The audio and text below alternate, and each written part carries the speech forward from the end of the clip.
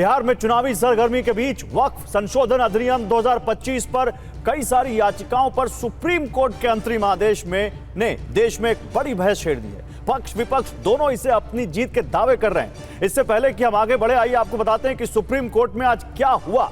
वक्फ कानून पर दायर याचिकाओं पर अंतिम फैसला सुनाते हुए सीजेआई बीआर गवई और एजी मसीह की पीठ ने कहा, हमने 1923 के कानून से लेकर अब तक के कानूनी इतिहास को देखा और सभी पक्षों को सुनने के बाद यह तय किया कि पूरे वक्फ कानून पर रोक लगाने की जरूरत नहीं है, लेकिन कुछ प्रावधान ऐसे हैं जिन पर संरक्षण की जरूरत है। कोर्ट ने 5 साल से इस्लाम का पालन करने वाले प्रावधान पर रोक लगाते हुए कहा कि इसके लिए राज्य सरकारें एक मैकेनिज्म बनाएं, उसके बाद यह लागू हो। कोशिश हो कि बोर्ड का जो सीईओ है या चेयरपर्सन है वो मुस्लिम हो। वक्फ बोर्ड में 3 और सेंट्रल वक्फ काउंसिल में 4 से ज्यादा गैर मुस्लिम सदस्य नहीं होंगे और डीएम को या कलेक्टर को वक्फ संपत्ति का अधिकार तय करने की अनुमति नहीं होगी। सुनिए इस फैसले के बाद क्या कह रहे हैं पक्ष और विपक्ष। अरे भाई, जो पार्टी टिकट नहीं देती मुसलमानों को, जिसके पास एक मुस्लिम एमपी नहीं है, वो मुस्लिम ऑफिसर को बनाएगी। डॉक्यूमेंट कहां से लाएंगे बताइए? डीड कहां से लाएंगे? कागज कब से लिखना शुरू हुआ? 350 साल पुराने का क्या करेंगे बताइए?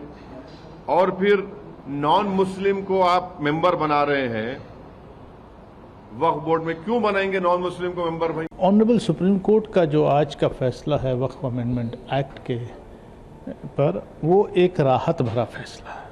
फौरी तौर पर ऑनरेबल सुप्रीम कोर्ट ने राहत दी है और सरकार को कटघरे में खड़ा किया है। अभी फाइनल फैसला आना बाकी है और हम लोग ये उम्मीद करते हैं कि फाइनल जजमेंट में कंप्लीट हम लोग को रिलीफ हासिल होगी।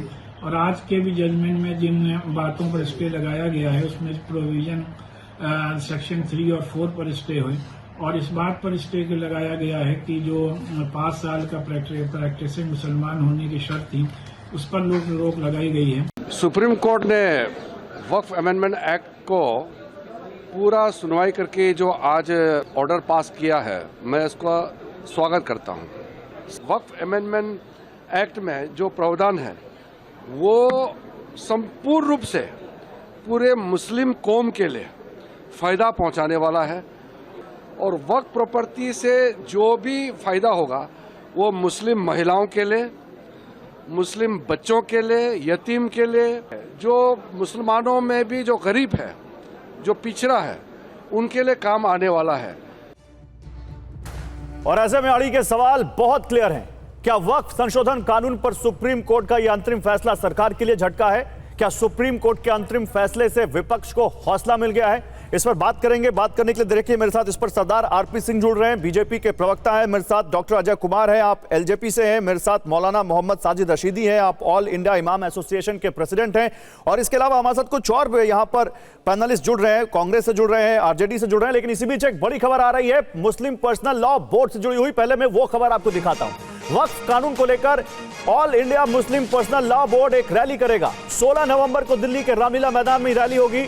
सुप्रीम कोर्ट से सिर्फ आंशिक राहत मिली है, यह मुस्लिम पर्सनल लॉ बोर्ड का कहना है। उन्होंने कहा है कि व्यापक संवैधानिक चिंताओं का समाधान नहीं हुआ है। हम पूरे वक्फ कानून पर हमें रोक की उम्मीद थी, लेकिन फिलहाल वो उम्मीद पूरी नहीं हुई है। तो मुस्लिम पर्सनल लॉ बोर्ड एक रैली करने जा रहा है क्योंकि वो कह रहे हैं कि हमें जो उम्मीद थी वो कानून पर रोक की उम्मीद थी। कोर्ट ने साफ कह दिया कि पूरे कानून पर रोक की जरूरत नहीं है और इसको लेकर वो विरोध में 16 तारीख को एक रैली करने जा रहे हैं। वो ये कह रहे हैं कि हम दिल्ली के रामलीला मैदान में एक रैली करेंगे क्योंकि हमारी उम्मीदें सुप्रीम कोर्ट के इस फैसले से पूरी नहीं हुई हैं और आंशिक राहत मिली है, लेकिन इससे हमें निराशा हुई है।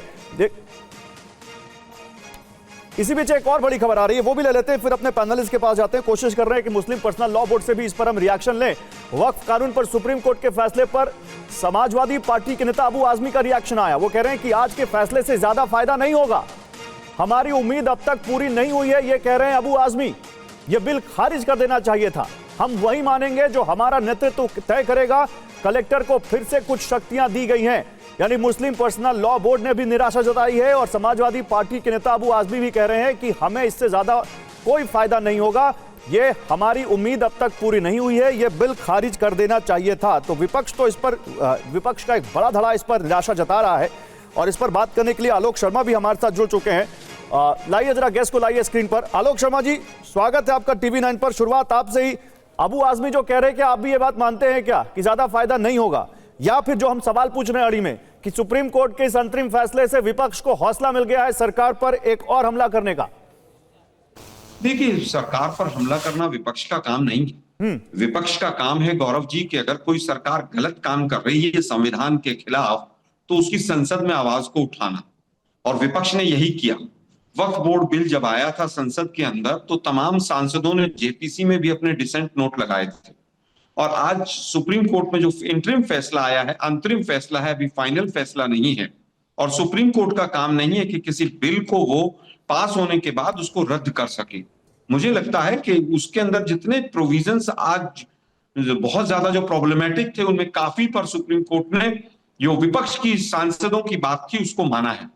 जिस तरह से उन्होंने आर्टिकल 26 और 29 का हवाला देते हुए माइनॉरिटीज के राइट्स की बात की है, जिस तरह से आज 5-6 प्रोविजंस ऐसे आए हैं।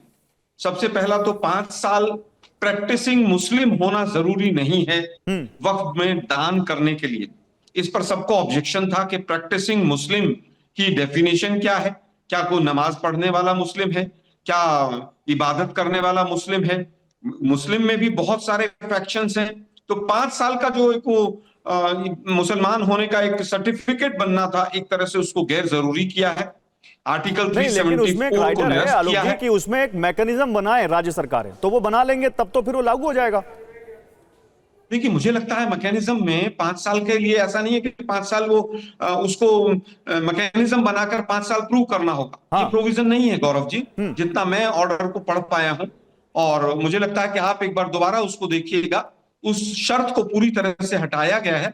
मैकेनिज्म 5 साल की शर्त के लिए नहीं है। मैकेनिज्म ये है कि सही लोग जो हैं, जो मुस्लिम समुदाय से वास्तव में हैं, वो लोग वक्फ में दान करें, उसका मैकेनिज्म बने। अच्छा। दूसरी बात, रेवेन्यू रिकॉर्ड में जो संशोधन की बात थी, वो सबसे बड़ी बात थी कि कलेक्टर को इतनी पावर्स दे दी गई थी कि कलेक्टर वक्फ बोर्ड की रेवेन्यू रिकॉर्ड के जो दाखिल खारिज हैं उसके अंदर परिवर्तन कर सके, उसके ऊपर सुप्रीम कोर्ट ने रोक लगाई है। तीसरा, जो मुस्लिम मेंबर्स और नॉन मुस्लिम मेंबर्स के बारे में है कि 3 से ज्यादा नॉन मुस्लिम मेंबर्स नहीं होने चाहिए, वो पूरी तरह से विपक्ष की ही मांग थी। और जिस तरह से कलेक्टर की पावर को कर्व किया है, उसमें सेपरेशन ऑफ पावर्स की जो बात थी as per constitution of India, उस पर रोक लगाई गई। अच्छा, ठीक है। तो मुझे लगता है कि वक्फ प्रॉपर्टी और वक्फ ट्राइब्यूनल के अंदर जो भी केसेस चल रहे होंगे, वो जब तक केसेस चलते रहेंगे तब तक वक्फ प्रॉपर्टी जो है उसके अंदर थर्ड पार्टी लिटिगेशन किसी रूप में नहीं आएगा। ये तमाम ऐसी चीजें हैं जिनके अंदर जो डिसेंट नोट हम लोगों ने भी लगाए थे। चलिए, आप जो कह रहे हैं मुस्लिम समुदाय, मैंने सही से ना पढ़ा हूं, आरपी सिंह पढ़ के आए हूं, आरपी सिंह बताएंगे। आरपी सिंह बताइए, ये कह रहे हैं कि सरकार की पूरी तरह से हार है। हमने जो कहा था कि 3 गैर मुस्लिम सदस्य ना हो, तो 3 से ज्यादा गैर मुस्लिम सदस्य नहीं होंगे बोर्ड में, 4 से ज्यादा नहीं होंगे सेंट्रल वक्फ काउंसिल में। वो कह रहे हैं कि सरकार जो यहां पर कर रही थी, हम जो मांग रहे थे, कोर्ट ने उसको माना है। बताइए आरपी सिंह, सरकार के लिए झटका है कि नहीं? मैं पहले जिस पे आलोक जी बात कर रहे थे, और मुझे लग रहा था कि आलोक शर्मा जी नहीं कोई और ही बात कर रहे हैं, जिस प्रकार से ये खुश हो रहे हैं सारे मामले को लेकर, जिस प्रकार से वक्फ की प्रॉपर्टीज़ को लेकर इनकी मंशा है, जो मंशा इनकी रही है, और इन्होंने वक्फ एक्ट कब लाए थे और क्यों लाए थे सबको जानकारी है, और वह सिर्फ एक वोट बैंक को खुश करने के लिए सारा मामला इन्होंने किया था। परंतु मैं वो पढ़ देता हूँ, सेक्शन 3R 5 साल का इस्लाम मानने का कानून। अदालत ने इस पर मतलब जो ऑर्डर है, अदालत ने इस नियम पर केवल तब तक रोक लगाई है जब तक इसके पात्रता तय करने के लिए उचित प्रक्रिया तैयार नहीं हो जाती। वो ये कह रहे हैं कि ऐसा नहीं है। मैंने कहा वो ये नहीं, मैंने भी यही कहा था कि राज्य मैकेनिज्म तैयार करेंगे आलोक जी, तो उसके बाद वो एक मैकेनिज्म तैयार हो जाएगा, तब तो ये वो कस सकेंगे कि कौन 5 साल से प्रैक्टिसिंग है, कौन नहीं है। यही है ना? नहीं, प्रैक्टिसिंग वाला क्लॉज हटाया है। हाँ, वास्तव में कौन जेन्युइन डोनेट कर रहा है उसका मैकेनिज्म बनेगा। अगर 5 साल का ही क्लॉज रखना होता तो फिर मैकेनिज्म की क्या जरूरत है? चलिए आरपी सिंह जी बताइए। आलोक जी बिल्कुल ठीक जा रहे हैं, और वो जिस ढंग से पूरे मामले को पेश कर रहे हैं, वो अपने वोट बैंक को मद्देनजर रखते हुए वह ठीक कर रहे हैं, करना भी चाहिए, उनको हक भी अपने वोट बैंक को मद्देनजर रखते हुए। परंतु जो मूल बात है वो ये थी कि क्या वक्फ के नाम पर जो प्रॉपर्टीज़ में घोटाला घपला जो घालमेल हो रहा था, और जिसको संरक्षण एक पॉलिटिकल पार्टी का मिला हुआ था, वो रुकना चाहिए या नहीं रुकना चाहिए। वो कोर्ट ने माने कि कोर्ट ने तो ये कानून दरकरार नहीं किया, कोर्ट ने कहा कानून ये जारी रहेगा, कोर्ट कानून ठीक है। एक धारा सिर्फ जो डीसी वाली है, जो सॉरी डीएम वाली है, उस पे कोर्ट ने कहा है कि वह ट्रिब्यूनल पे जाएगा और ट्रिब्यूनल से हाई कोर्ट पे जाएगा। ये इंटरिम ऑर्डर है, अपेक्षा करते हैं कि सरकार इस पे चिंता करेगी, क्योंकि यही एक नहीं आरपी सिंह, लेकिन एक बड़ा सवाल क्या है ये समझिए। यहाँ पर बड़ा सवाल ये है जो कांग्रेस की तरफ से आ रहा है, जो जयराम रमेश ने ट्वीट किया, वो उन्होंने पूरा फैसला लिखा और फिर नीचे एक 2 लाइन में उन्होंने बड़ा आप पे हमला किया है। वो ये कह रहे हैं कि इन धाराओं के पीछे की मंशा हमेशा स्पष्ट थी, मतदाता आधार को भड़काए रखना और ऐसा प्रशासनिक ढांचा बनाना जो धार्मिक विवादों को हवा देने वालों को संतुष्ट कर सके।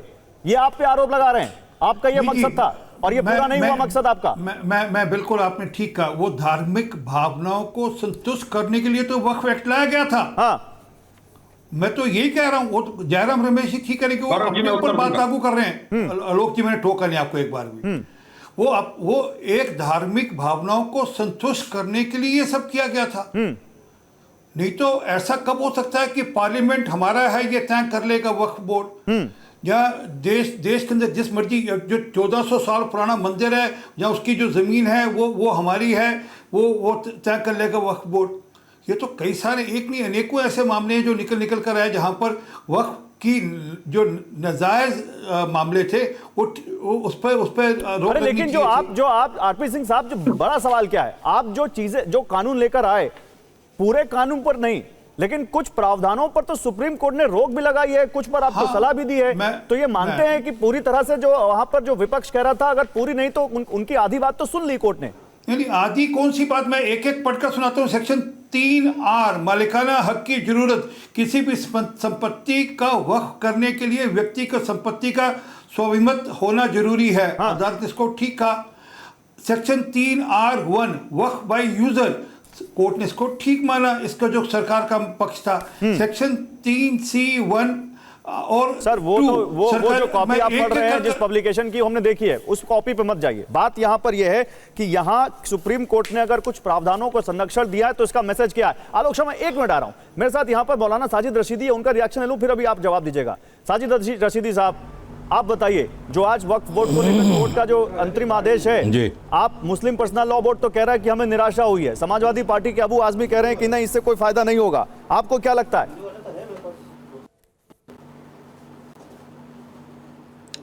नहीं, देखिए, 2-3 चीजें हैं जिन पर जो फैसला आया है, यकीनन वो बाइस तशवीश है और उस पर होना भी चाहिए। फैसला है वक्फ बोर्ड की, मैं आपको कुछ चीजें दिखाना चाहता हूँ। ये मेरे पास पेपर हैं, ये बहुत सारे पेपर हैं और इनमें तकरीबन 286 प्रॉपर्टीज हैं। गजों में नहीं है, 29 बीघा, 17 बीघा, 1 बीघा, 5 बीघा, 11 बीघा, इस तरह से ये प्रॉपर्टी हैं। इन प्रॉपर्टियों को कांग्रेस हुकूमत के वक्त में डीडीए, एनडीएमसी, एमसीडी, रेलवे और जो सरकारी एजेंसियां हैं उनको ये दे दी गई। आज तक उन्हीं के कब्जे में है। न सरकार ने उसका किराया दिया, न सरकार ने इनको छोड़ा। सवाल ये है, बीजेपी सरकार इन प्रॉपर्टियों को छुड़ाने का काम करेगी? प्रॉपर्टी को वापस मिलेंगी? इस बीच इमरान प्रतापगढ़ी कांग्रेस पार्टी के सांसद और याचिकाकर्ता हमारे साथ जुड़ चुके हैं, उनके पास चलते हैं। इमरान जी, स्वागत है आपका TV9 भारतवर्ष पर, क्योंकि आप इस मामले में खुद एक पेटिशनर हैं। आज जो फैसला आया है उस पर मुस्लिम पर्सनल लॉ बोर्ड ने कहा कि हमें निराशा हुई है, हम तो चाहते थे पूरी तरह से कोर्ट इस कानून पर रोक लगे। समाजवादी पार्टी के नेता भी कह रहे हैं कि इससे कोई ज्यादा फायदा होने वाला नहीं है। क्या आपको भी यही लगता है कि जो उम्मीद थी वो पूरी नहीं हुई आज कोर्ट से? देखिए, सबसे महत्वपूर्ण बात यह है कि आज माननीय सुप्रीम कोर्ट ने जो 2-3 बहुत ख़तरनाक बिंदु थे अमेंडमेंट के, उन पर रोक लगाई है, अंतरिम रोक लगाई है, इसमें कोई दो राय नहीं है। प्रैक्टिसिंग बाय मुस्लिम का जो एक नया पॉइंट था सरकार की तरफ से, माननीय उच्चतम न्यायालय ने उसको समझा भाई 5 साल से कोई प्रैक्टिसिंग मुस्लिम है, इसको सरकार कैसे फ्रेम करेगी, कैसे तय करेगी कि कौन प्रैक्टिसिंग मुस्लिम है, कौन प्रैक्टिसिंग हिंदू है, इसके लिए क्या रूल है। तो माननीय उच्चतम न्यायालय ने इस चीज को समझा। दूसरी महत्वपूर्ण बात यह है कि सरकार जिस तरह से कलेक्टर के जरिए इन संपत्तियों को कंट्रोल करना चाहती थी, कलेक्टर के पास वैसे ही लाखों संपत्तियां कलेक्टर राज के यहां पहले से ही फाइलों में धूल फांक रही हैं, उनका विवाद आज तक निस्तारित नहीं हुआ है। ऐसे में और संपत्तियों को कलेक्टर के को सौंप देना और उसको विवादित मान लेना, यह अपने आप में बहुत खतरनाक पॉइंट था। माननीय उच्चतम न्यायालय ने इसको भी समझा और इस पर भी रोक लगाई। पूरी तरह तो नहीं, लेकिन आंशिक तौर पर यह राहत है, इसमें कोई दो राय नहीं है। और सरकार मेरा सवाल था जो आपसे, बिल का इमरान जी, मेरा यही सवाल था। तो आपकी जो उम्मीद थी वो पूरी नहीं हुई, आप ये मानते हैं? नहीं, देखिए, नहीं, पूरी तरह से जाहिर सी बात है कानून पर रोक नहीं लगाई माननीय उच्चतम न्यायालय ने, लेकिन आंशिक तौर पर एक बड़ी राहत दी है। मैं इसको बड़ी राहत मानता हूं। आगे लड़ाई लड़ते रहेंगे, ये अंतिम फैसला नहीं है, ये अंतरिम फैसला है। लड़ाई चलती रहेगी, आगे लड़ना ही पड़ेगा। अदालत में भी लड़ना है, सड़क पर भी लड़ना है, संसद में भी लड़ना है। सरकार के मंसूबे बिल को लाते वक्त अच्छे नहीं थे, ये पूरा देश जानता है। और जो तर्क विपक्ष ने संसद में दिया था, कमोबेश उन तर्कों को माननीय उच्चतम न्यायालय ने माना है। यानी बिल की मूल आत्मा जो थी उस पर रोक लगाई है। नहीं, लेकिन सरकार का पक्ष तो ये नहीं है। सरकार की पक्ष तरफ से कहा जा रहा है कि याचिकाकर्ता द्वारा मांगी गई रोक को अधिकांशतः खारिज कर दिया गया है। जो सबसे एक प्रमुख विवादास्पद प्रावधान था, अपंजीकृत वक्फ को मान्यता न देना। सुप्रीम कोर्ट ने इस प्रावधान पर रोक नहीं लगाई है, तो वक्फ पंजीकृत नहीं है, उन्हें वक्फ नहीं माना जाएगा। सरकार का पक्ष बता रहा हूं मैं। वो कह रहे हैं कि सुप्रीम कोर्ट जो कह रहा है कि 4 गैर मुस्लिम सदस्य केंद्रीय वक्फ परिषद में और बोर्ड में 3 गैर मुस्लिम सदस्य से ज्यादा नहीं होंगे, तो हम भी इससे ज्यादा कहां रख रहे थे, लेकिन गैर मुस्लिम सदस्य नहीं होंगे, यह भी सुप्रीम कोर्ट ने नहीं कहा है। नहीं, देखिए, सरकार बिल लेके आई, लोग देश की अदालत में गए, अदालत ने कई बिंदुओं पर जो खतरनाक बिंदु थे उन पे स्टे दिया। ये सरकार के मुंह पर बहुत बड़ा तमाचा था। तो जाहिर सी बात है सरकार अदालत के जरिए अपना मोरल हतोत्साहित क्यों करेगी, वो तो बताएगी कि मेरी बहुत बड़ी विक्ट्री है। लेकिन सबसे महत्वपूर्ण बात यह है कि अगर उसमें कई बिंदु ऐसे हैं जिसपे माननीय उच्चतम न्यायालय रोक लगा दे रहा है, तो ये तो सरकार की हार है। सरकार तो पूरे बिल को और सारे संशोधनों को बहुत महत्वपूर्ण बता रही थी। जैसे इससे पहले कृषि काले कानूनों को बहुत महत्वपूर्ण बता रही थी और बता रही थी कि इससे कृषि को बहुत फायदा होगा, किसानों को बहुत फायदा होगा। लेकिन बाद में उसी बिल को उसे वापस लेना पड़ा साल भर बाद, लोगों के एहतजाज के बाद। तो सरकार तो अपना ढिंढोरा पीटेगी ही कि नहीं, हमें अदालत ने मान्यता दे दी, जबकि ऐसा नहीं है। तो फिर आखिरी सवाल मेरा है इमरान प्रतापगढ़ी जी, सरकार अपना पक्ष रख रही है, आप अपना पक्ष रख रहे हैं। जो आत्मा में विरोध था उसको खारिज किया है। नहीं, लेकिन मेरा फिर आखिरी सवाल यही है कि अगर अंतरिम फैसला ये अगर आगे चलकर सरकार कोर्ट का जो मुख्य फैसला होगा, जो फाइनल जो जजमेंट होगा, वो भी अगर इसी लाइन पर रहता है, तब आप लोग बिल्कुल स्वीकार कर लेंगे या फिर इसके आगे भी कुछ आपका कदम होगा? नहीं, महत्वपूर्ण बात है कि इसी लाइन पर क्यों रहेगा। हमें भरोसा रखना है कि माननीय उच्चतम न्यायालय जो है, जब इस पूरी मंशा को समझ रहा है, प्रैक्टिसिंग बाय मुस्लिम, कलेक्टर राज को देना, ये सारी चीजें अगर वो खारिज कर रहा है, तो यही फैसला क्यों रहेगा। अदालत संविधान में जो मूल अधिकार हैं किसी भी समुदाय के, किसी भी वर्ग विशेष के, उसको क्यों खारिज कर देगी अदालत। मुझे पूरा विश्वास है कि अदालत आगे, आज भी तो सरकार अदालत ने पूरे कानून पर रोक नहीं लगाई। कपिल सिब्बल साहब से भी बात कर रहा था, आज भी जो बेंच है उसने कहा कि हम पूरे कानून पर रोक नहीं लगाते हैं। नहीं, पूरे कानून पर रोक नहीं लगाते, लेकिन कानून के जहरीले दांत तोड़ देना क्या ये कम बड़ी बात है क्या? मैं इसको जीत मानता हूं। ठीक है, बहुत शुक्रिया इमरान प्रतापगढ़ी जी आपका हमारे साथ जुड़ने के लिए। बहुत शुक्रिया वाले थे जहरीले, बहुत शुक्रिया इमरान प्रतापगढ़ी आपका हमारे साथ जुड़ने के लिए। तो जो जहरीले दांत थे अजय कुमार, वो तोड़ दिए हैं अदालत ने, और हम क्यों माने कि आगे चलकर हमारी जीत नहीं होगी? बताइए, आप तो कानून के भी जानकार हैं, आप तो वकील भी हैं। देखिए, वो झूठ भी बोलेगा तो कर देगा बेबस। हम सच भी बोलेंगे तो वो यकीन नहीं करेंगे। आपने सुना इनके तमाम नेताओं को कि ये घाटे और फायदे के लिए सुप्रीम कोर्ट जाते हैं। आज तक तो मैंने सुना था कि न्यायालय में लोग न्याय के लिए जाते हैं। हाँ, इनको घाटा हुआ है क्योंकि वो देश में इसके नाम पर दंगा कराना चाहते थे। वो दंगों के जहरीले दांत को और विष को आज सुप्रीम कोर्ट ने निकाल दिया है। इनकी हर बिल हो, हर फैसला हो, प्रावधान में जो बिल आप लाए थे, कानून जो आपने बनाया, सुप्रीम कोर्ट ने कुछ प्रावधानों को उसमें यहां पर स्टे कर दिया और मंशा इनकी खत्म कर दी। ये क्या बात हुई भाई अजय जी? बिल्कुल, मंशा इनकी दंगा कराने की थी।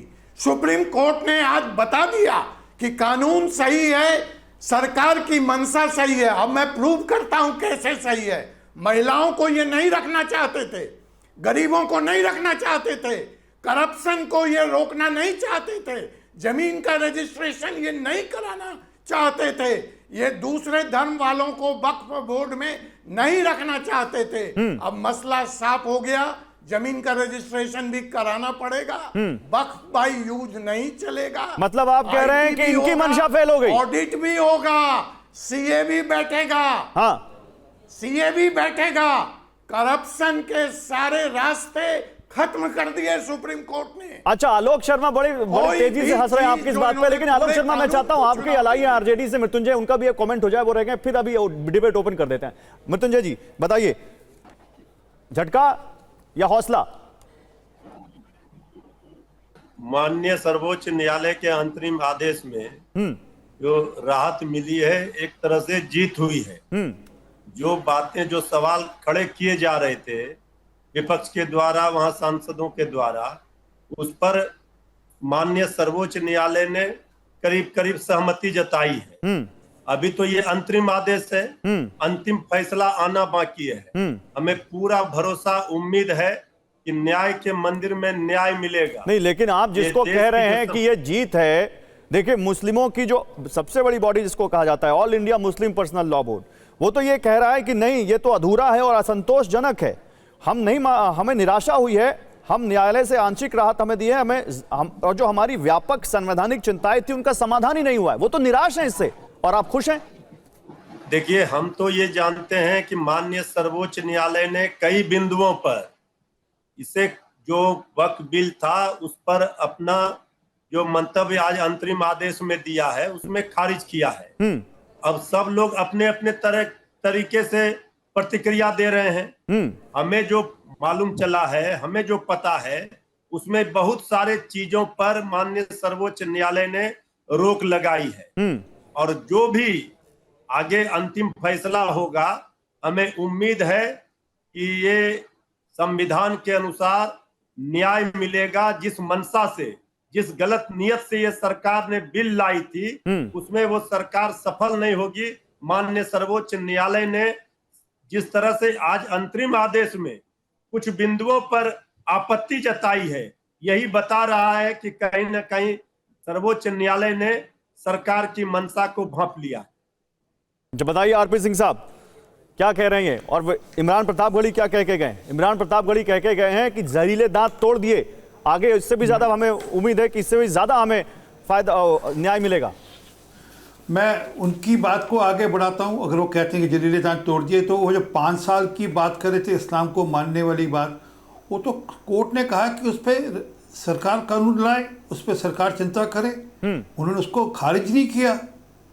और मैंने कहा कि ये इंटरिम ऑर्डर है, इंटरिम ऑर्डर के अंदर जो डीएम की पावर्स लिए हैं और ट्रिब्यूनल को दिए हैं, और ट्रिब्यूनल के बाद हाई कोर्ट की है, कहीं पर वो दायरे से बाहर तो नहीं हुआ ना, न्यायिक दायरे से बाहर तो नहीं कर दिया। नहीं, जो फाइनल कर देंगे 1500 साल पुराना। सुनिए आरपी सिंह साहब, नैरेटिव क्या है? विपक्ष का मेन नैरेटिव क्या है? विपक्ष ये कह रहा है कि आप लोग एक पर्टिकुलर धर्म को टारगेट करने की कोशिश कर रहे थे इस वक्फ संशोधन अधिनियम के जरिए, और कोर्ट में आपकी हार हुई है। उमर अब्दुल्ला भी कह रहे हैं कि हम पहले से कहते आए हैं कि इसमें एक ही मजहब के लोगों को निशाना बनाया जा रहा है। अच्छी बात है कि सुप्रीम कोर्ट ने इस चीज को समझा है। जी, अब्दुल्ला गवर्नमेंट ने 360 कनाल जो जगह थी वक्फ को, उसको कमर्शियल यूज़ के लिए, आर्मी की जगह कमर्शियल यूज़ के लिए दे दी थी। तो उनको तो ये सब सूट करता है मैंने जो शुरू में कहा था कि वक्फ के नाम पर जो घपला घोटाला, मेरे पास ये सूची अभी कुल मिलाकर 28 जगहों की है देश भर में, जिसमें एक 1500 साल पुराना मंदिर है तमिलनाडु के अंदर, जिसको वक्फ ने क्लेम कर लिया, जबकि इस्लाम बने हुए 1400 साल हुए हैं। वो 1500 साल पहला मंदिर जो जिसकी लैंड रिकॉर्ड्स भी हैं वहाँ पर, उसको भी क्लेम कर लिया उन्होंने। तो ये जो सब मामला है, इसके ऊपर रोक लगा दी कोर्ट ने, इस कानून ने रोक लगाई और कोर्ट ने उसको मान्य किया। कोर्ट ने कहा, उसको कहा कि अमान्य किया कोर्ट ने। और जो अगली बात ये है कि कोर्ट कहाँ रोक रहा है कि वक्फ एक्ट लागू नहीं होगा। नहीं तो कोर्ट खारिज करता, सिरे से कहता, जैसे याद है राहुल गांधी ने पर्चा फाड़ दिया था ऐसे कर कर, जो सरकार ने कानून बनाया था उसका पर्चा फाड़ दिया। कोर्ट ने तो ऐसा नहीं कहा, कोर्ट ने कहा ये जारी रहेगा। तो अब ठीक है, कुछ लोग इसमें खुशी मनाना चाहते हैं मनाएं, कुछ लोग इस पे सरकार को कटघरे में खड़ा करना चाहते करें, परंतु जो जमीनी हकीकत तो जमीनी हकीकत है। आलोक शर्मा, ओके आलोक शर्मा, मुझे लगता है, ओके आलोक शर्मा, मुझे लगता है कि किसी भी चीज को किसी से भी कंपेयर करना ठीक नहीं होता। राहुल गांधी जी ने कभी ऑर्डिनेंस फाड़ा नहीं था, केवल कहा था कि ऐसा ऑर्डिनेंस जो भ्रष्टाचार को बढ़ावा देता हो उसको फाड़कर डस्टबिन में फेंक देना चाहिए। लेकिन बीजेपी ने झूठा प्रचार किया। खैर, आज का वो विषय नहीं है। आज का जो विषय है वो ये है कि ये लोग, चाहे वो मस्जिदों का सर्वे हो और चाहे वक्फ जो एक्ट है उसके अंदर प्रोविजन जो बदलाव के लेकर आए, इनका केवल और केवल मकसद था कि भाई समाज के अंदर टेंशन हो, हिंदू मुस्लिम हो, और ये फोकट में वोट लेते रहें। क्योंकि सरकार तो निकम्मी है, सरकार बोगस है, सरकार कम पढ़ी लिखी भी। अब हमें ये भी पता चल रहा है, सरकार के इतने बिल सुप्रीम कोर्ट उसको या तो रद्द कर देता है या प्रावधान चेंज कर देता है। तो पता चल रहा है कि सरकार बहुत कम पढ़ी लिखी है। और अगर इतना ही ये कानून इंपॉर्टेंट था तो बीजेपी वाले जवाब दें कि 2014 से लेकर 25 आ गया, 11 साल से आप लोग पकौड़े तल रहे थे। अब 2013 में जो कानून में बदलाव हम लोग लेकर आए थे उसमें तमाम चीजें थी। वक्फ बोर्ड कौन डिसाइड करता है? वक्फ बोर्ड सीएम हाउस डिसाइड करता है। और जो ट्राइब्यूनल के अंदर कौसी जो जुडिशियल पावर्स हैं, वो जो जज आता है उसको कौन करता है? वो हाईकोर्ट की देखरेख में होता है। तो मुझे लगता है कि जिस तरह से इस पूरे नहीं, लेकिन उनका एक तर्क आलोक जी, ये बड़ा वैलिड है। आलोक जी, ये तर्क बड़ा वैलिड है कि अगर इतना ही ड्रैकोनियन लॉ था और इतना ही खराब था तो फिर सुप्रीम कोर्ट तुरंत इस पे स्टे लगा देता पूरे कानून पर, या रोक देता अंतरिम आदेश में, कहता कि अभी पूरा कानून स्टे है, उसके बाद हम देखेंगे आगे क्या होगा। वो तो नहीं किया कोर्ट ने। ड्रैकोनियन तो कुछ भी, देखिए ड्रैकोनियन वर्ड किसी ने यूज किया था जिन प्रावधानों के ऊपर सुप्रीम कोर्ट ने वो सारे प्रावधान रोक दिए। हाँ, सबसे इंपॉर्टेंट था कलेक्टर की पावर। जहां तक वक्फ लैंड का यूजर बाय यूजर जो है उसको डिसीजन होगा, वो तो 1991 का जो हिंदू वर्शिप एक्ट है वो अपने आप में खुद डिसाइड करता है कि भाई 1991 से पहले जो प्रॉपर्टी जिस चीज के लिए हिंदुओं का मंदिर है, मस्जिद है, वो वैसा ही रहेगा। जिस विवाद पर सबसे ज्यादा आपत्ति थी आलोक जी, जिस प्रावधान पर सबसे ज्यादा आपत्ति थी, मुस्लिम समाज और मुस्लिम समाज के नेता जो कह रहे थे, हो सकता है आपकी पार्टी का भी उस पर उनका साथ हो, वो आप क्लियर करेंगे कि भाई वक्फ बोर्ड में गैर मुस्लिम क्यों आएगा? उसको तो कोर्ट ने नहीं रोका, उन्होंने कहा, उन्होंने कोटा तय कर दिया, लेकिन गैर मुस्लिम तो है ना। देखिए, मुझे लगता है कि कलेक्टर्स की पावर को कम कर देना, और मैक्सिमम 3 मेंबर्स रहेंगे। मैक्सिमम कहा है, 0 भी हो सकते हैं, तो ये बहुत बड़ी जीत है। और अभी तो जो पिटिशनर्स हैं वो डिसाइड करेंगे कि सुप्रीम कोर्ट में आगे कैसे बढ़ना है। दुर्भाग्य ये है कि लैंड एक्विजिशन बिल से लेकर जिस तरह से जीएसटी हो, चाहे तमाम बिल आए हों, किसानों वाले बिल हैं, इंश्योरेंस बिल हैं, सारे के सारे बिल इनके धराशायी हो जाते हैं। पर ये नहीं बताते कि 1 रुपए में भागलपुर में अडानी को इन्होंने 1050 एकड़ जमीन दे दी 1 रुपए में, और 10 लाख पेड़ काटेंगे। वो जमीन क्या हिंदुओं की नहीं थी? मतलब हिंदुओं की जमीन आप अडानी को देते रहे तो बहुत अच्छा है। अडानी सारे एयरपोर्ट्स ले ले जिसमें हिंदुओं के टैक्स पेयर्स के पैसे लगे तो बहुत अच्छा है, क्योंकि अडानी आपकी मदद करता है, क्योंकि अडानी आपको पैसा देता है, क्योंकि अडानी आपको चुनाव जितवाता है। दुर्भाग्य ये है कि इनके सारे गौरव जी, ये डिबेट क्या अडानी पर है आज की? अब वो आज का विषय है नहीं, लेकिन अब मौलाना साजिद रशीदी, ये मौलाना आलोक जो डिबेट का डिरेल कर रहे हैं, इनसे बारे में क्या कहना है आपका? सर, अभी प्रवक्ता बोलते हैं 2-4 लाइन तो उधर जाएंगे। मौलाना आलोक ये जो डिबेट को डिरेल करने की कोशिश कर रहे हैं, इस बारे में क्या कहना है? अडानी के प्रवक्ता है। 1 मिनट मौलाना आलोक, बात करो ना, एक कर मुद्दे पे बात करो, वक्त के मुद्दे पे बात करो। किस प्रकार से आप वक्त बोर्ड के एक्ट लेकर आए, मुसलमानों को खुश करने के लिए आपने देश को आंशिक रूप से मुस्लिम देश बनाने की कोशिश करी। वाले लोगों को कब तक आप वोट बैंक की? मौलाना साजिद रशीदी के पास जाऊंगा। मौलाना हमारे साथ हैं भाई हमारे डिबेट में, उनको मौलाना कहिए। मौलाना साजिद रशीदी साहब, बताइए, आपकी आवाज उसमें कट गई थी किसने अधिकार दिया इनको? क्या आप भी मानते हैं कि ये सही है जो सुप्रीम कोर्ट का फैसला है, बिल्कुल सही है, या आपको लगता है कि नहीं जो पहले प्रावधान थे वो ज्यादा अच्छे थे, वो मुस्लिम समाज के हित में थे? देखिए, एक चीज मैं आपको बता दूं गौरव जी, ये T20 मैच चल रहा है, पक्ष विपक्ष मिलकर खेल रहे हैं। अच्छा, जिसका वक्फ बोर्ड है, जिसके लिए वक्फ बोर्ड है, उसको ना तो आप लोग बुला रहे हैं, ना आप लोग बात कर रहे हैं, और ना कोर्ट बात कर रहा है, ना सरकार बात कर रही है, कोई नहीं कर रहा है। नहीं, आप नहीं रिप्रेजेंट तो करते क्या आपस में उनको? खेल रहे हैं। आप नहीं रिप्रेजेंट करते क्या उनको? गलत बता रहा है, वो उसको गलत बता रहा है। अरे सरकार पक्ष है, सरकार की पार्टी को ना बुलाएं क्या? मैं बता रहा हूं ना। नहीं, मैं अब आपने बोल दिया आप नहीं बुला रहे हैं, तो फिर आप बोल दीजिए कि आपको रिप्रेजेंट, आप उस कम्युनिटी को रिप्रेजेंट नहीं करते। नहीं पूछेंगे आपसे सवाल, करते हैं ना आप, इसलिए तो बुलाया आपको। अरे मेरे भाई, मुझे बोलने का अधिकार है। अरे सर, आप ऐसे आरोप लगा देंगे और हम आपको आरोप लगा देंगे और आरोप लगाकर जाने देंगे, ऐसे कैसे सर? बोल रहा हूं, मुझे पार्टी पर भी नहीं, मुझे पक्ष विपक्ष दोनों पर बात करने का अधिकार है, तो आप करने दीजिए ना। नहीं, उन पर करिए, आपने मुझ पे आरोप लगा दिया, आपने बुलाया नहीं। अरे मैंने बात शुरू की थी, वो बात कट गई थी। हाँ बोलिए। आप पे आरोप नहीं लगाया मेरे भाई। हाँ बोलिए। आपने अपने ऊपर क्यों ले लिया भाई? चलिए बोलिए। आप पर आरोप नहीं लगा रहा हूं, आप गलत जा रहे हैं। देखिए, मैंने बात शुरुआत की थी कि ये मेरे पास कुछ पेपर हैं, इनमें करीब 286 प्रॉपर्टीज हैं, और ये 286 प्रॉपर्टीज जो हैं बीघों में हैं, गजों में नहीं है, फुटों में नहीं है, मीटर्स में नहीं है, बीघों में है। और ये सारी प्रॉपर्टी आलोक शर्मा जी की सरकार के टाइम में सरकार ने, दिल्ली सरकार ने और केंद्र सरकार ने ले ली, कब्जा कर लिया, ना उसका किराया दिया, ना उसको छोड़ा, और आज तक वो सरकार के कब्जे में आ रही है। ना तो कांग्रेस सरकार ने इस बारे में सोचा कि भाई ये प्रॉपर्टी मुसलमानों को जानी चाहिए, इनका किराया जाना चाहिए, ना आप बीजेपी सरकार सोच रही है कि ये प्रॉपर्टियां छूटनी चाहिए या इनका किराया जाना चाहिए सर मुस्लिम समाज को, वक्फ बोर्ड को। कोई नहीं सोच रहा है।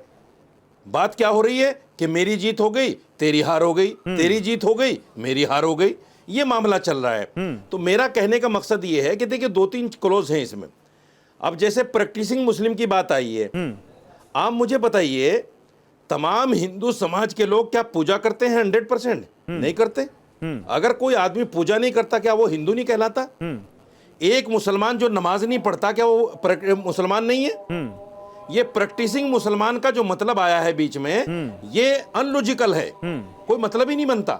अरे भाई, जो मुसलमान के घर में पैदा हुआ है, जो मुसलमान है, आप उसको प्रैक्टिसिंग का क्या मतलब है उसमें? नहीं, बड़ा सवाल है आपका। वो नमाज पढ़े ना पढ़े, रोजा रखे ना रखे, मुसलमान तो है ना। बिल्कुल अच्छा सवाल है ये। वक्फ बाय यूजर का मसला देखिए। वक्फ बाय यूजर में कई सौ प्रॉपर्टी है, कई सौ, जिसमें मस्जिद है, कब्रिस्तान है, जो सैकड़ों सालों से मुसलमान के पास है। जब वक्फ बाय यूजर को खत्म कर दिया जाएगा, आप मुझे बताइए, कल को हमारी मस्जिद और कब्रिस्तान कैसे बचेंगी? आप तो कह देंगे नहीं, वक्फ बाय यूजर तो क्लोज खत्म हो गया, ये कब्रिस्तान तो अब आपका नहीं है। नहीं, लेकिन रिकॉर्ड तो होना चाहिए ना मौलाना साजिद रशीदी, जैसे बहुत सारे कब्रिस्तान कांग्रेस के टाइम में भी यूजर का कोई रिकॉर्ड तो होना चाहिए ना। नहीं, वक्फ बाय यूजर, देखिए, वक्फ बाय यूजर का रिकॉर्ड है, क्यों नहीं रिकॉर्ड नहीं है? हाँ, जिनका रिकॉर्ड है, मैंने बताया ना आपको, इनमें बहुत सारी, ये सारी प्रॉपर्टियां जो है दिल्ली वक्फ बोर्ड के पास इसका रिकॉर्ड है। लेकिन ले ली सरकार ने। क्या करेगा वक्फ बोर्ड, क्या करेगा रिकॉर्ड? जवाब दीजिए अजय कुमार जी, जवाब दीजिए। ओके ओके ओके, जवाब दीजिए अजय कुमार जी, जवाब दीजिए अजय कुमार जी। T20 मैच मत खेलिए। डीडीए ऐसा है कि जिस पर हाथ रख दे वो उसकी हो जाती है। अजय कुमार जी जवाब दीजिए जल्दी। नहीं, हाँ, बहुत अच्छा सवाल पूछा आपने। इस डिबेट से यह स्पष्ट हो गया कि जो विपक्ष की मंशा थी कि मुसलमानों को इकट्ठा करो और उसका वोट, उसका सुपड़ा साफ। आरजेडी के तिवारी जी को 2015 की तरह 178 सीट नहीं मिलने जा रहा है। कांग्रेस की सोच अलग है, वक्फ बोर्ड की सोच अलग है, मौलाना ओवैसी की सोच अलग है, और मुस्लिम समाज यह समझ गया है कि नरेंद्र मोदी की सरकार विकास की बात करती है। कहां समझ गया महाराज, कहां समझ गया? मुस्लिम समाज के मौलाना कह रहे हैं कि आप T20 खेल रहे हैं, आप अलग ही इंटरप्रिटेशन कर रहे हैं, महिलाओं को आप अलग ही इंटरप्रिटेशन कर रहे हैं। इसलिए कहां समझ गया मुस्लिम समाज? वो कह रहे हैं, वो अलग ही लाइन ले लिया आपने। अजय जी वो ये कह रहे हैं। अरे सुनिए अजय जी सुनिए, अजय जी खत्म करना। अरे भाषण मत दीजिए रैली में, सवाल सुनिए अजय जी, सवाल पूछ रहे हैं वो। प्रैक्टिसिंग मुस्लिम कैसे तय करोगे भाई? आप 5 साल का कैसे तय करोगे? और गरीबों को स्थान देना पड़ेगा। अरे रैली चल रही है क्या वही सर? खाता हिसाब दिखाना पड़ेगा। अरे सर रैली चल रही है क्या? वही खाता हिसाब दिखाना पड़ेगा। सवाल लीजिए अजय जी, वही 5 साल वाले खाता सवाल का हिसाब जवाब दिखाना दीजिए। पड़ेगा।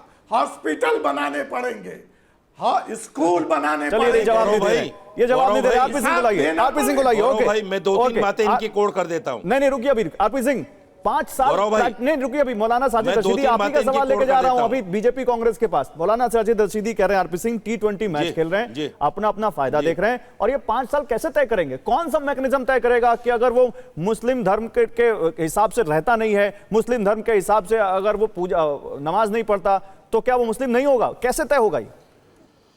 गौरव भाई, अगर मैं इस्लाम की जो कानून है उसको नहीं मानूंगा, कि इस्लाम के जो नियम है उनको नहीं मानूंगा, और मैं अन्यथा धर्म का पालन करूंगा, तो मैं जरूरी नहीं कि मैं प्रैक्टिसिंग मुसलमान हूँगा। मैं मुसलमान के घर में पैदा होने के बाद मैं अगर क्रिश्चियन धर्म की मान्यताओं को मानूंगा या किसी और धर्म की मान्यताओं को मानूंगा, तो इसका मतलब ये नहीं कि मैं मुसलमान हो जाऊंगा। ऐसे ही कई सारे और धर्मों में लोग धर्म किसी सर यहाँ तो सेकुलर देश है, हम तो मुस्लिम धर्म के लोगों के त्यौहार में भी शामिल हो जाते हैं, मुस्लिम धर्म के लोग हमारे त्योहारों में शामिल हो जाते हैं, तो क्या वो गैर हिंदू गैर मुस्लिम हो गए? नहीं गौरव भाई, इसमें त्योहारों में शामिल, हम भी त्योहारों में शामिल होते हैं, तो इसका मतलब ये नहीं कि मेरा धर्म बदल देता हूं मैं। जहाँ कोई धर्म बदल ले उसके बाद वो अपनी संपत्ति अगर मैं मुसलमान धर्म से बदलकर मैं हिंदू धर्म में आ गया, या मैं बौद्ध बन गया, या जैन बन गया, या क्रिश्चियन बन गया, उसके बाद मेरी संपत्ति पे अधिकार होगा नहीं होगा, मैं उसको अपनी संपत्ति दे सकता, इस पे प्रश्न है। अच्छा, और इस पर और एक मिनट, और इसमें गौरव कोर्ट ने भाई, क्या गौरव कहा भाई। कि इस पे कानून लाया जाए। इससे कोर्ट ने इसको खारिज नहीं किया, इसने कहा कोर्ट इस पे तो वो कानून क्या होगा? आलोक शर्मा, वो क्या कानून होगा, कैसे तय होगा वो? जो धर्म से आधारित मैक्सिमम कानून है वो संसद ही बनाती है, वो राज्य सरकारें नहीं बना सकती हैं, क्योंकि मैक्सिमम जो प्रोविजंस हैं वो कॉन्करेंट लिस्ट में ना होकर यूनियन लिस्ट में। इसलिए मैं अभी उसको बहुत क्लैरिफाई नहीं कर सकता हूं, लेकिन दुर्भाग्य ये है कि जो बोगस सरकार है ना, कम पढ़े लिखे लोगों की सरकार, इसी सरकार के मंत्री ने 2017 में कहा था कि हमने पूरा वक्फ प्रॉपर्टीज का GIS सर्वे करा लिया है और उसमें कहीं पर कोई डिस्प्यूट नहीं। और जो 2013 का बिल था उसमें यह था कि एजुकेशन इंस्टीट्यूशंस के लिए 29 साल मैक्सिमम लिमिट है और कमर्शियल के लिए 10 साल मैक्सिमम लिमिट है। हम उम्मीद कर रहे थे मोदी जी अगर कुछ भला चाहते हैं तो इस जो बिल में पैसा जो होता है, एक जवाब आप मौलाना साजिद रशीदी के आरोप पर भी देना चाहेंगे जो उन्होंने आपकी सरकार पे लगाया था। लेकिन कोई प्रोविजन इस बिल में नहीं था।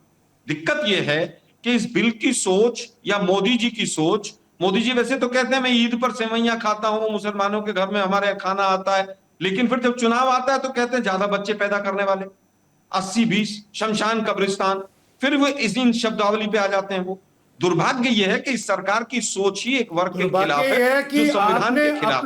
हम भी चाहते हैं कि कोई अच्छा वक्त में अगर कोई अमेंडमेंट आए जिससे मुस्लिम समुदाय का भला हो, हम भी सपोर्ट करेंगे, लेकिन आप लोगों की नीयत में खोट है। मौला ठीक है आरपी सिंह साहब, जल्दी से 10 सेकंड। दिक्कत यह कि मौलाना आलोक ये चाहते फिर आप मौलाना बोल रहे हैं गरीब मुसलमान का भला हो, अरे वो नहीं चाहते कि गरीब मुसलमान बहन का भला हो, वो नहीं चाहते कि गरीब मुसलमान बच्चे का भला हो, वह नहीं चाहते कि वक्फ की जो प्रॉपर्टीज हैं उसका उपयोग गरीब मुसलमानों के लिए हो, वह नहीं चाहते वहाँ पे अस्पताल बने, वहाँ बताइए ना इसमें कहाँ प्रोविजन है? वह चाहते नहीं ये सब।